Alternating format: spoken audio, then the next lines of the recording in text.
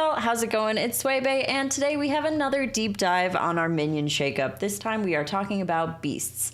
Also, if you haven't heard, which I would be very surprised if you haven't heard, we have Season 4 of Battlegrounds starting on Tuesday, May 9th, with big changes to the minion types as we see them right now. So let's talk about beasts.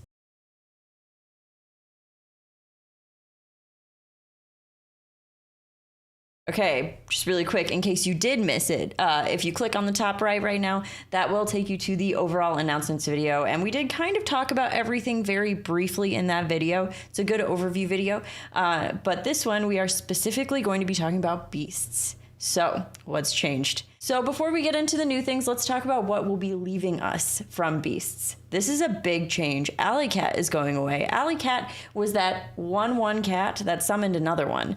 That's huge because that was economy. That was a token, that was a battle cry that had so much utility, especially for certain heroes. And that being gone is kind of crazy. I know Tidehunter left when we saw a little Murloc shake up last time around, but Alley Cat leaving, that's pretty wild. Get out, wild like beasts. We also have Soralisk leaving, which is that beast that gains stats with death rattles being played. I mean, there are definitely a lot of death rattles in beasts, but it does seem very much so like a scaling unit or a large, just, you know, one unit that doesn't really summon is outside of the goal of beasts at this point, so it makes sense for it to go. We have Bird Buddy leaving. Now, this is not technically a beast, this is a neutral minion, but it was very relevant with like running a Bird Buddy with a Rat Pack, getting the value of those minions dying and increasing the stats on the later minions. So Bird Buddy will be going, but for a pretty parallel kind of minion we'll talk about in a second. Also, we have Hydra leaving. Now, this was very important to me. We have a Cleave leaving. Now, Cleave is very valuable. I think, though, with the nature of what beasts are, running Cleaves into beasts is very bad, and having a beast Cleave available could be very detrimental, maybe. I don't quite know the reasoning behind removing Hydra, especially since we got a Pirate Cleave, which we'll talk more about in the Pirate video. But Hydra being gone is a sad day for Sway, but makes sense. And last but not least, Goldrin is also leaving. So that old school beast comp of like Goldrins with macaws, with mama bears, just making these really large minions with the Goldrin death rattle, not really a thing anymore. I think similar to Soralisk, it does kind of defeat the purpose of these like minions that don't summon more minions. It's just kind of these stats, especially if you were playing like a Goldrin and you had like a Raptor, or we can talk about like a High Main that's not in the game right now, but in general, not great for things that summon other things because they don't take that Goldrin buff. So overall, these minions leaving makes a lot of sense to me. And now let's get into the new ones. Before we talk about our brand new minions, first let's give a warm welcome back to Pale Scale, which is our tier 5 Avenge and Death Rattle of giving a friendly beast +6/+6. We have our Pale Scale Crocolisk back, and it definitely plays into all of these other minions that we are seeing join the beast minion type. On tier 1, we have Mana Saber. This is a death rattle with summon 2 0/1 couplings with taunt. We'll talk about minions that buff those summoned units later, but you know, 0/1 doesn't really kill anything. You play it on turn 1, you have a 4/1, yes, but also you get 0/1s coming out of that 4/1. So the other minions attack the little 0/1s, but they don't do anything until later. And later is right now. On tier 2, we have Hummingbird. This is a 0/3 beast, so this does not attack either. And it says your other beasts have +2 attack. So those little couplings are no longer 0/1s anymore. They are now 2/1s. Hummingbird itself is a 0/3. However, I assume if you have 2 of them, because it says your other beasts, so they probably proc on each other, so then they both turn into 2/3s. But it's also pretty beneficial because then it won't attack and it won't die until it gets attacked. Moving on tier 3, we have Rylak Metalhead. This is arguably one of the best cards in the new set. It's a 3/4 taunt with the death rattle of trigger the battle cries of adjacent minions. That feels very, very, very good. It is not restricted to a minion type. It doesn't say of adjacent beasts. It is just adjacent minions. So this is also a pretty good menagerie piece as well, or just kind of an overall tempo piece on a board for sure. Moving on tier 3, we have Banana Slamma. This is after you summon a beast in combat, double its stats. It's a 2/5.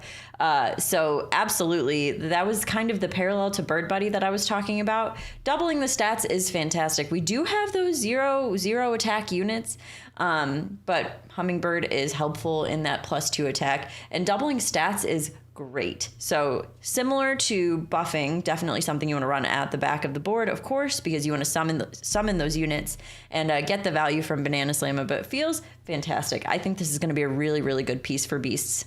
That being said, Bird Buddy was like a little bit better in the way that you play a rat pack, and those rats continue to get bigger and bigger. However, it's just doubling the stats, so you're just going to have a bunch of 2/2 rats. Or if for some reason you have a golden rat, you're just going to have a bunch of 4/4 rats, which is fine. It's not bad. It's just not great. It's mostly lacking in that early tempo. Last but not least, on tier 6, we have Octosari Rap God, which is just... oh, the best. The wordplay is the best rap because octopus. Yes, I love it. This is a death rattle of summon a 2/2 tentacle. It gains +2/+2 permanently after you summon a minion in combat. So this is something that can snowball very quickly. This is a 6/7 stat on the Octosari. However, that tentacle can get pretty massive, and definitely the permanent stats is great. So you have the 6/7, unassuming 6/7. It almost feels in a way like Eternal Summoner, especially if you use the reanimating rattler on it, which, like, why wouldn't you? Where you have a reborn thing that inside it can be a very, very large thing that will grow over time. So it feels very similar to Eternal Summoner, and I really, really like this piece. In the past, beasts have been very specifically good against certain units, specifically bad against certain units. Like if you're playing a poison build, probably not going to do very well against beasts. Beasts will do better than that because of the consistent summons of large minions. You're using Mama Bear, you're using other pieces to build those beasts up and eventually just take down a poison board. Really, running poisons, especially into like a leaper build, that's just the worst. That's a terrible idea. It won't work out very well for you because you don't want those minions to die. You want the back of the board to die first. And then on the other side, if you are facing an opponent with the largest minions, like let's think about the fact that Mega Wind Fury was a thing, is going to not be a thing anymore. And a Mega Wind Fury just wipes your board before you have a chance to do anything. This is one of those situations with beasts that you're like, that's horrible, because you don't want the back of your board to die. And say the Mega Wind Fury in 2 hits gets through a sewer rat that you taunted. So that's 2 taunts, and now nothing's in the way of it killing your Baron, your Mama Bear, the important pieces of your board that are at the back of the board. So I feel like that's going to remain pretty similar though. Outside of the Mega Wind Fury part, I do think that beasts in general will do really well against like undead. Leaper build is great against undead, and I think that it will continue to do well against undead, continue to do well against venomous. But like large minions in tech, and probably not so much because it is pretty reliant on death rattles. It is reliant on the back of the board living. So zap kills your Baron, and your Mama Bear, and whatever else that you don't want to die first. Or like just really, really, really big minions. Like someone played a fantastic elemental game, has these massive minions, Mega Wind Fury or not, probably going to be pretty hard for beasts to get through that. So, of course, some heroes are going to do better than others with beasts. Let's look at Greybow. Greybow is going to taunt those minions that you're summoning. You're summoning so many minions, not to mention Greybow gives them just a little bit of stat love, which makes that much better. So Greybow, absolutely keeping the back of your board safe, taunting these minions you're summoning, absolutely guaranteeing that value is great. And then think of like Terran Gorefiend, where you're killing these minions, resummoning them, getting the value on maybe a Mama Bear, maybe a Pale Scale, getting something to trigger, maybe the Rylak, triggering the Rylak with your hero power. Overall, definitely a great hero. Those heroes that rely on summons or even just make summons better, fantastic with beasts. So on the flip side of things, of course, we have our heroes that will do well, and now we have our heroes that won't do as well. We're thinking of like econ heroes like Gallywix, specifically is the first one that comes to mind for me, but a hero that relies on you playing and selling minions pretty regularly. Beasts don't really work that way because, I mean, you do have some battle cries. You're looking at the reanimating rattler, you're looking at bone mare, you're looking at like sparring partner and things to taunt your minions. But in general, after you play a minion, it's pretty much there until you can find a better one. So like Millhouse would do poorly because Millhouse kind of relies on the shop, really, with that expensive roll. So if you're playing beasts and you're trying to just commit to a beast board, you're looking for one piece, you're spending 2 gold to roll, you see 5 shops and you roll 10 gold. Like, that feels very bad for Millhouse. Assuming you don't find what you need to find, then you're just wasted a turn. So definitely those heroes that have those econ limitations, whether it's Gallywix, whether it's Millhouse, and there's plenty of others that won't do as well with beasts as someone like Deathwing or Greybow, as we discussed. There are definitely heroes that would benefit from playing beasts and heroes that wouldn't.